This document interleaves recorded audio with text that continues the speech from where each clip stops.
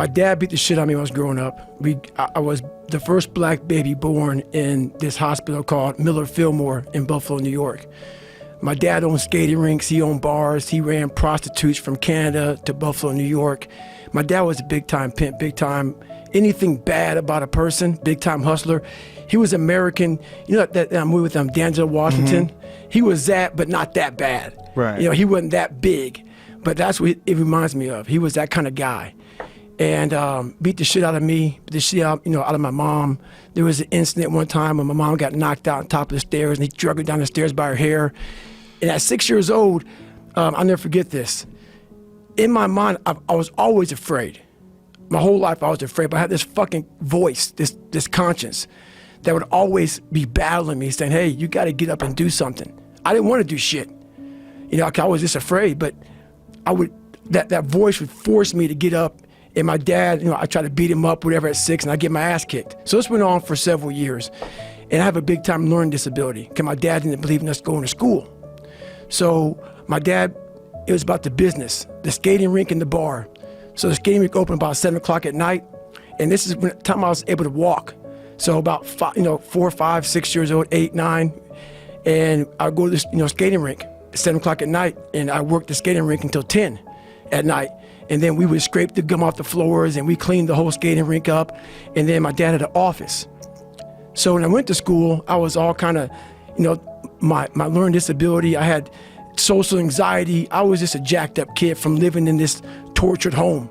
From the outside looking in, we lived in an all white neighborhood. And then we would travel to the ghetto of Buffalo, New York, where the skating rink was at. I knew it was there, but there was also a lot of racism there. So me being one of the few black kids in that, in that area, it kind of haunts you. I had stuff on my notebook, nigga, we're gonna kill you, on my Spanish notebook. They had that on my car, nigga, we're gonna kill you. This is early 90s. And so even though I showed it didn't hurt me, it was jacking me up. So all the insecurities I had when I was a kid with my father, I moved into this area here and it just got worse and worse and worse. And the shit haunted me. And that voice that I talked about, it kept talking louder and louder and louder, but I was doing nothing about it. And I decided to make moves. And I wanted to get in the military, wanted to join the Air Force, and the guy gave me an ASVAB test. It's like a watered down SAT. And I couldn't copy on it because the guy beside me had a test A, I had test B, the guy on my right had test C. So I looked to copy on this test and I couldn't copy on it, so I got like a 20. And I wanted to be an Air Force pararescueman. It's guys that jump out of airplanes and save down pilots. It's a special operator in the Air Force. And my score was so horribly low that I'd retake it again. And he said, hey, I got like an 18 the second time, even worse. I need to get a 50 out of a 99. And so my mom and I, for a while, we lived in the government subsidized apartments, $7 a month, and also food stamps. And we slowly moved up to a $230 a month place. But at the time, we were pretty poor.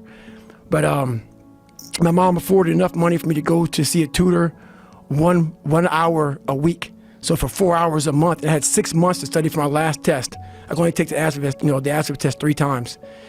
And I studied my ass off and passed it. And I got in the Air Force and realized there was more things in front of me. I was afraid of the water, terrified of the water. And I learned how to swim, but what gets everybody in this training, in all special ops training, is the water confidence, where they try to pretty much drown your ass. All of our lives we've been breathing. And they take that from you, and they want to see how comfortable you are underwater. And there's only 1% African Americans in special operations. And I didn't know anything about African, like a lot of them are negative buoyant, which I am, because of the bone density. I struggled. But 6 weeks into the program, there was about 25 guys left out of about 150. I was there, and I didn't go to sleep for 6 weeks of the program. And I wanted to quit so badly, but I quit everything in my life. I copied through school. I wanted to prove people wrong. And so here I am in this Air Force program, starting to get a little more confidence, but this water was kicking my ass. And 6 weeks into the program, the doctor gave me a blood test. And realized I have sickle cell trait, not the anemia, but it still killed people. But so they pulled me out of training for a week.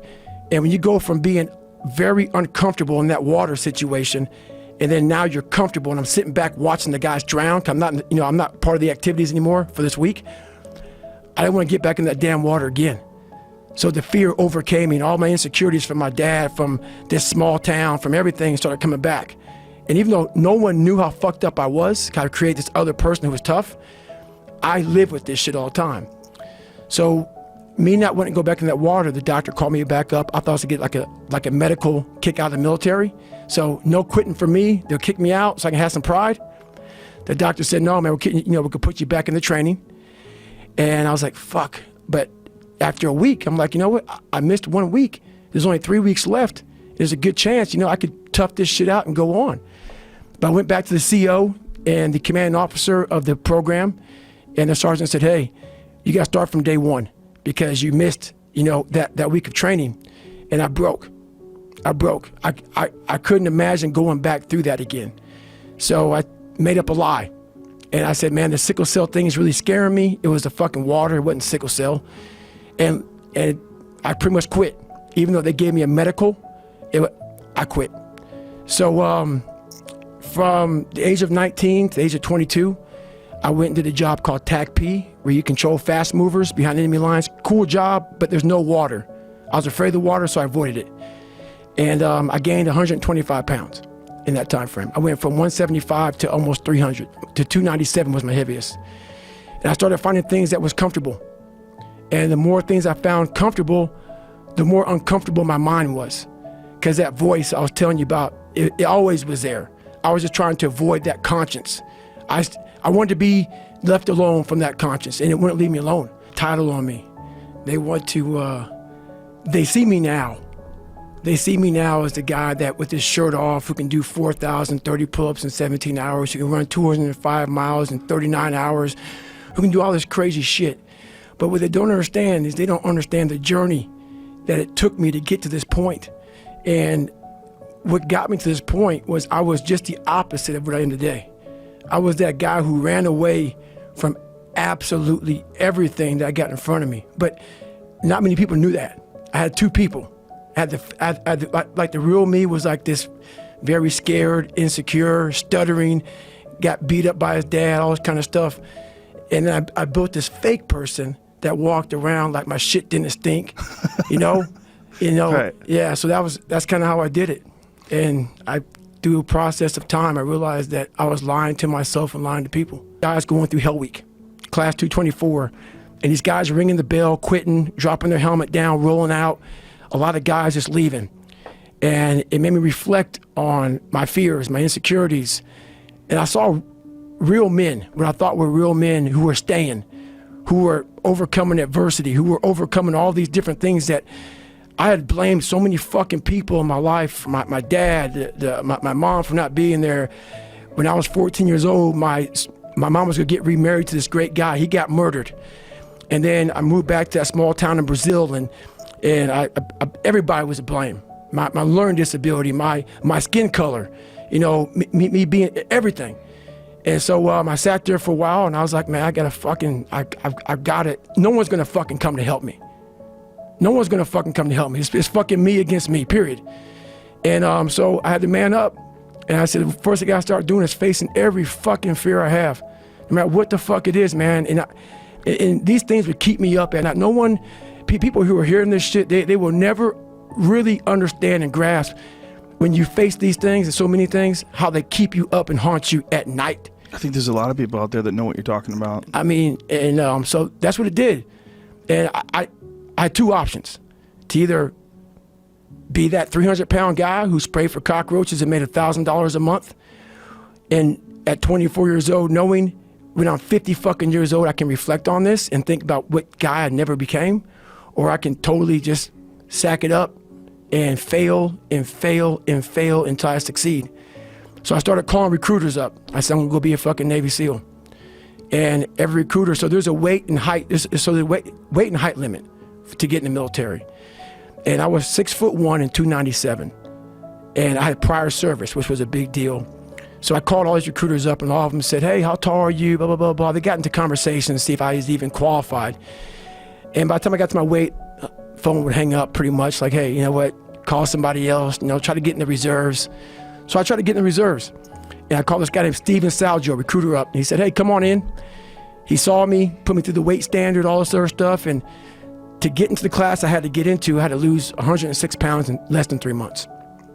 So I was like, fuck that, I can't do that. I grabbed my chocolate milkshake and went back to Ecolab. I'm going back to work, man. This is my life. So in this job, you're looking for cockroaches, looking for rodents and stuff like that. And this next morning or this next night, I went to work and I don't like cockroaches too much. I hit the mother load of cockroaches. And this restaurant got full of cockroaches and rodents and everything else. And I sat there and said, this is my life. I said, this is my life. You are exactly who the fuck, this is it. And I said, this ain't gonna be it for me. So in that restaurant, I quit my job, left my canister in that restaurant, my spray canister, got back in my Ecolab truck, and I went home. And I started working out like somebody, I became the most obsessed person on the planet Earth. And I had to invent a guy that didn't exist. I had to invent a guy that can take any pain, any suffering, any kind of judgment, be called nigger, be called whatever the fuck in the world, and be able to stand in the fucking room and say, go fuck yourself. I had to build this callous mind, and I built it through suffering. I built it through downright fucking just crushing myself. If it was raining outside at 3 o'clock in the fucking morning, if it was snowing, the first instinct is don't go out there and do shit. My instinct was, we gotta fucking go out there. Anything that was fucking horrible in my life that I would normally say no, that was inhumane to most people, I had to go do it. And I started callousing my mind at this point in my life. And I lost the weight. And I went back to recruiter. I got into that class and I went through 3 Navy SEAL Hell Weeks in 1 year. Only guy to ever be in 3 Hell Weeks in 1 year, to my knowledge. The first one I didn't make it through, the next 2 I did.